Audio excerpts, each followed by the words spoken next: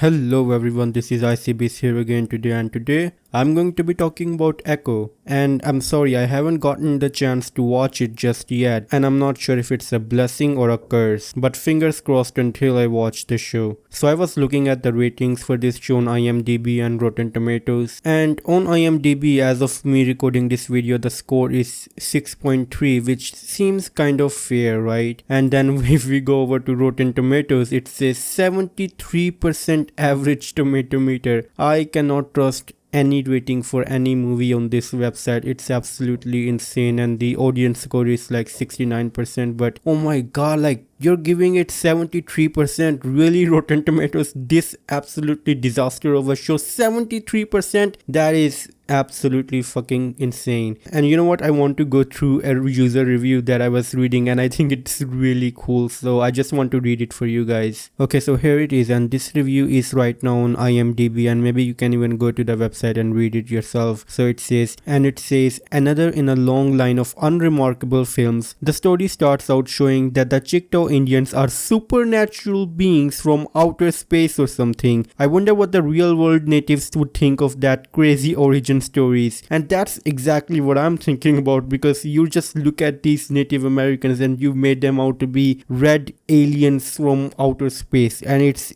crazy to me. Like, I don't know if that's racist or something, because you are pandering to those people by telling them you are demon alien force or something. That is such a backwards way of doing things. It's absolutely insane. I don't know, man. Like, if I was a Native American, which I'm not, I would be really kind of offended, because I think they literally show a red-skinned demon coming out from underneath the earth or something. Again, I have not watched this show, so please take my words with a grain of salt. So I'm sorry if I'm misinterpreting something right now. I definitely should have watched the show, but man, I don't want to watch. Please don't make me watch the show. I don't want to watch it. I just want to talk about it. Okay, so if you go over to IMDb right now, there are a lot of bad reviews, but I'm just trying to find one review that has like positive rating to it. So I'm trying to find it. It's because we want to look at, both worlds, right? Okay, so here's one, 10 out of 7. Do yourself a favor and watch the first episode only. It's awesome. It's done in that original Netflix Daredevil flavor of intensity and violence. From episode 2 onwards, the show goes only way downhill very fast after that. Episode 1, excellent, intense, edge of your seat action, 10 out of 10. Episode 2,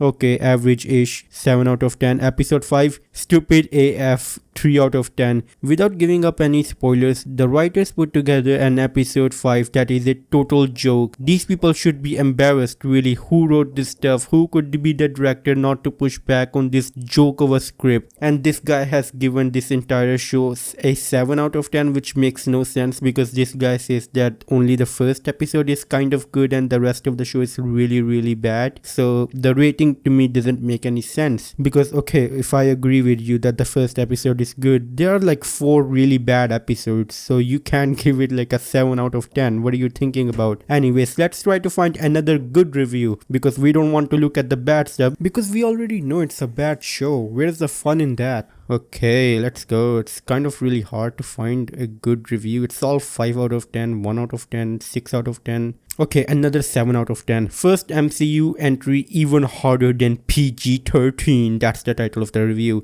Note, if you haven't seen Hawkeye, you will be confused. And I have not watched Hawkeye, so yeah, I should probably watch a lot of content before I watch Echo. This is why I haven't watched Echo, because I haven't watched Hawkeye. Like, if I want to watch this show, I have to do so much work, and man, it just makes me not want to watch anything that Marvel is putting out, because if I want to watch it, I have to watch so much stuff that came out before. That's the reason why I haven't watched Echo yet, so please be understanding. Okay, let's read the review. Echo is rated TVMA for someone like me who hates any kind of limitations, restriction on movies, shows. That rating alone had me excited. And speaking strictly about the violence, yes, awesome. Some of the scenes are brutal, showing using headshots makes it feel more real and less like a fantasy world where everything will be okay. As for the show itself, I adore the first episode. It does a great job of setting up the story with non-linear storytelling, jumping back and forth from before and after the events of Hawkeye, and it has one of the best fight scenes in the MCU. I was aesthetic. And again, this guy is kind of saying the same thing, that the first episode was good, and then it doesn't talk about the rest of the season, but he just says that the first episode was good, and he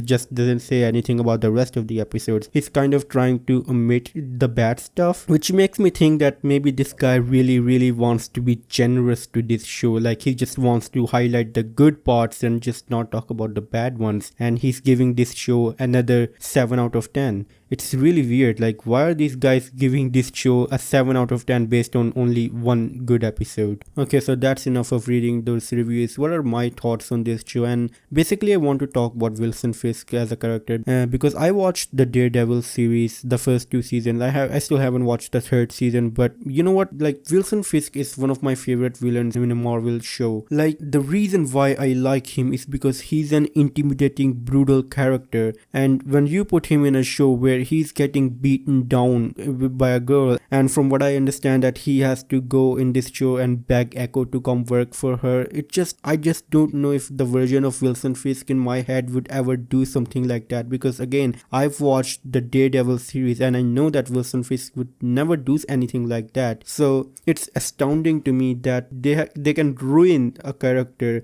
like Fisk, and they're using his name and trying to drive in Daredevil's fans to watch this show and saying that it's R-rated, it has a lot of action, but really you're just using Wilson Fisk's name to boost your own series, and you're not even making him out to be a good character like he was in the Daredevil series. It's like if you have Thanos, and Thanos is one of my favorite villains in any movie, and you bring back Thanos in a different show, and you make Thanos out to be a bitch and he gets beaten down by a 12-year-old girl. Like, Thanos would no longer be my favorite character because he's not the same intimidating guy that I love. Like, the reason why I love these villains is because they're amazing, they're brutal, they're determined, and that's what I love about them. And when you take that thing away from them, they're just a mere shadow of themselves. They just look like that villain, but they aren't that villain anymore. And Wilson Fisk and Matt Murdock feels exactly those kinds of characters. Like, they just look like that character, but they are not those characters anymore, because what made them amazing has been taken away from them. So yeah, if you were ever wondering that there might be some character personality changes if these characters goes from Netflix to Marvel, obviously that has been done, and Fisk is now a really horrible, like a side goon of a character. He's not intimidating anymore. And you know what, I think I've been ranting for long enough, so I guess I should stop talking, and this is it for this video. Let me know your thoughts in the comments down below, and as always, it's time for a